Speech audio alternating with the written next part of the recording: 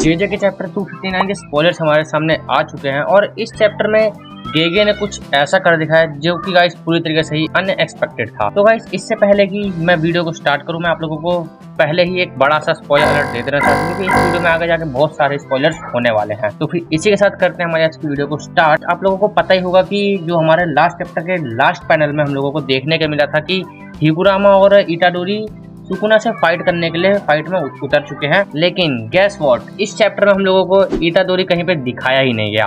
क्योंकि गाइस इस चैप्टर में हम लोगों को पता चला कि आखिर जिस टाइम फाइट हो रही थी उस टाइम फाइट के दौरान केंजाकू आखिर क्या कर रहा था। इससे चैप्टर स्टार्ट होता है और हम लोगों को देखने के लिए मिलते है एक लड़की जो कि भाग रही होती है किसी से बचकर। हम लोगों को पता चलता है कि वो लड़की किसी और से नहीं बल्कि केंजाकू से ही बच के भाग रही होती है। और अब आप लोग सोच रहे होंगे कि आखिर अभी लड़की कौन है। तो गाइस मैं आप लोगों को बता देता हूँ कि ये लड़की भी एक हजारों साल पुरानी सॉर्सरर है जो कि कलिंग गेम्स के दौरान ही री इनकारनेट हुई है। और गाइस फिर हम लोग अगले सीन में देखते हैं कि ये लड़की एक जेलीफिश जैसे कर्स में फंसी हुई है और तब हम लोगों को दिखाया जाता है केंजाकू को, जो कि गाइस इस समय सभी सॉर्सरर्स को ढूंढ ढूंढ के मार रहा है क्योंकि गाइस केंजाकू अभी कलिंग गेम्स को खत्म करना चाहता है। फिर आगे केंजाकू कहता है कि तुम सॉर्सरर्स मेरे लिए बस सिर्फ एक पीस ऑफ टॉय की तरह हो, क्योंकि जब मुझे तुम्हारी जरूरत थी तो मैंने तुम लोगों को री इनकारनेट किया था और अब मेरे को तुम्हारी जरूरत नहीं है तो फिर अब मैं तुम लोगों को मार दूंगा। देन गाइस केंजाकू बताता है कि उसने सभी री इनकारनेट सॉर्सरर्स के ऊपर कर्स्ड ऑब्जेक्ट अप्लाई किया था और जितने भी अवेकन सॉर्सरर्स थे उसने उसके ऊपर कर्स सिंबल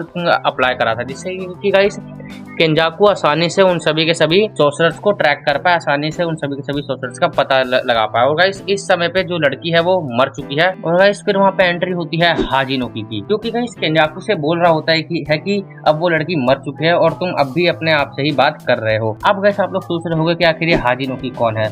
तो गाइस रुको जरा सबर करो, मैं आप लोगों को इसके बारे में सब कुछ बता देता हूँ। तो गाइस ये भी एक री इनकारनेट सॉर्सरर है जिसने कि कलिंग गेम के दौरान रजिस्ट्रार के ग्रुप को ज्वाइन किया था। और गाइस हाजिनोकी की जो टेक्निक है उसकी मदद से वो अपने बॉडी के किसी भी पार्ट को, जैसे कि गाइस वो अपने दांत को निकाल के फेंक सकता है और वो आगे जाकर ब्लास्ट होगा उसके एनिमी के ऊपर। और गाइस ऑफ कोर्स वो फिर उसके बाद रिवर्स कर्स टेक्निक से अपने उस बॉडी पार्ट को हील या फिर रीग्रो भी कर सकता है। और गाइस जो इसकी कर्स टेक्निक है उसका नाम है एक्सप्लोडिंग फ्लैश। तो गाइस अब हम लोग मांगा में आगे बढ़ते हैं और जो हाजिनोकू है वो केंजाकू से कहता है कि ये तुम क्या सॉर्सरर्स को मार रहे हो, ये इन लोगों को ऐसा मारना भी कोई बात होती है।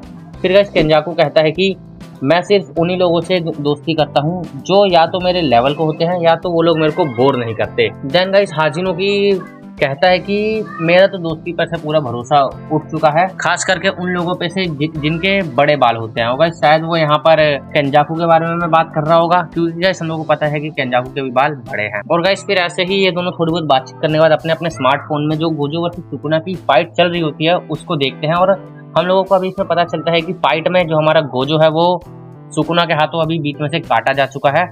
और गाइस फिर ये देखकर केंजाकू बोलता है कि got a good looking face there. इसका मतलब गाइस ये इसने जो लाइन बोली है इसने ये लाइन गोजो के बारे में बोली है, क्योंकि गाइस आप लोगों को तो पता ही है कि हमारा गोजो कितना ही ज्यादा हैंडसम था। हालांकि अब वो मारा जा चुका है, उसकी बात अलग है। देन केंजाकू कहता है कि वो अभी अच्छे सॉर्सरर्स को जाके नहीं मार सकता है, क्योंकि गाइस अभी उनके पास री अवेकेंड माँ की जनीन है जो कि अभी बिल्कुल ही तोजी की तरह हो चुकी है। और जो मेमे का छोटा भाई उई है उसके पास भी अभी टेलीपोर्टेशन से रिलेटेड कोई कर्स टेक्निक आ चुकी है, जिसके कारण कि गाइस अभी उनको मारना केंजाकू के लिए थोड़ा सा मुश्किल हो सकता है या शायद से वो अभी वहाँ पे जाके खतरे में भी पड़ सकता है। देन गाइस केंजाकू लोगों को बताता है कि वो अपनी कुछ कर्स स्पिरिट्स को शिंजुकू में छोड़ रहा है, जिससे कि अगर कोई भी शिंजुकू से बाहर निकलता है तो उसे तुरंत पता चल जाएगा। और आखिर ये होगा कैसे, क्योंकि गाइस केंजाकू को शिंजुकू में बिल्कुल exact amount of curse energy के बारे में पता है। और गाइस अगर कोई भी बंदा जिसके पास high level of curse energy है अगर वो शिंजुकू से बाहर निकलता है तो फिर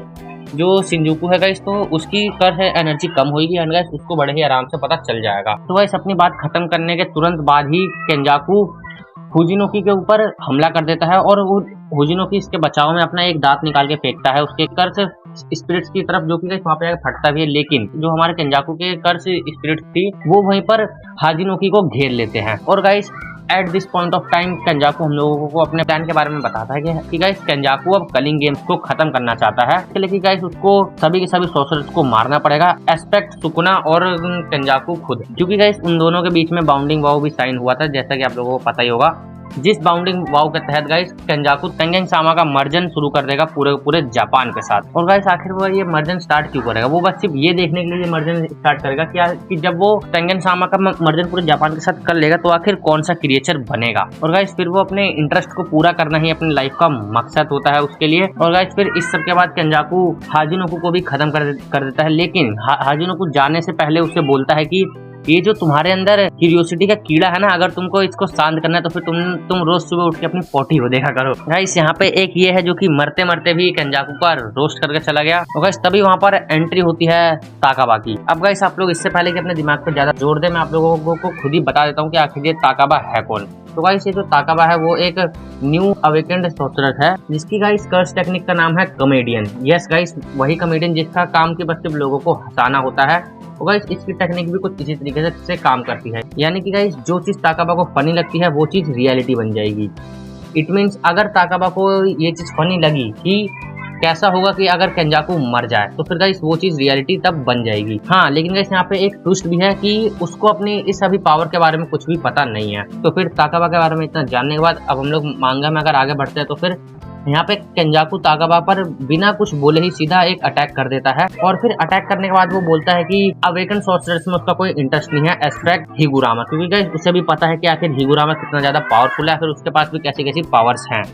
लेकिन गाइस शायद उसने ताकाबा को थोड़ा सा ही कम आंक लिया या फिर शायद उसको ताकाबा के बारे में कुछ पता ना हो, क्योंकि गाइस ताकाबा केंजाकू के इस बेस्ट अटैक को भी बड़े आराम से ही झेल जाता है। गाइस ये देखने के बाद केंजाकू भी खुद शौक में होता है कि आखिर ताकाबा बच कैसे गया। अब गाइस वो उसे तो नहीं पता लेकिन हमें और आपको तो पता है, क्योंकि गाइस ताकाबा को शायद से ये अटैक जब उसके ऊपर पड़ा तो उससे उसको फर्क तो हुआ, उससे थोड़ा बहुत डैमेज तो पड़ा, लेकिन उसे ये अटैक फनी लगा नहीं, इसलिए उसने इसको रियलिटी होने नहीं दिया और इसीलिए उसको रियलिटी में कोई डैमेज भी नहीं हुआ। देन गाइस मांगा में ताकाबा आगे केंजाकू से कहता है कि तुमने मेरे ऊपर हमला कैसे करा, मैं तुमको जेल में भेज दूंगा। और गाइस फिर आगे ताकाबा बोलता है कि दुनिया में गाइस लोगों को कई चीजों के लिए एक्साइटमेंट होती है, लेकिन गाइस सबसे बड़ी एक्साइटमेंट वो होती है जब एक एंटरटेनर जिसका की काम बच्चे पर किसी भी शो में नंबर्स को पूरा करने का था तब वो पूरे ही शो को चलाने लगे। इट मीन्स गाइस अब ताकाबा पहले की तरह एक नॉर्मल कैरेक्टर नहीं था, अब वो इस पूरे के पूरे मेन शो को ही चलाएगा। और गाइस इस बार केंजाकू भी उसकी इन बातों को सीरियस ले रहा होता है। और फिर गाइस इसी के साथ यहाँ पे हमारा ये वाला चैप्टर हो जाता है खत्म।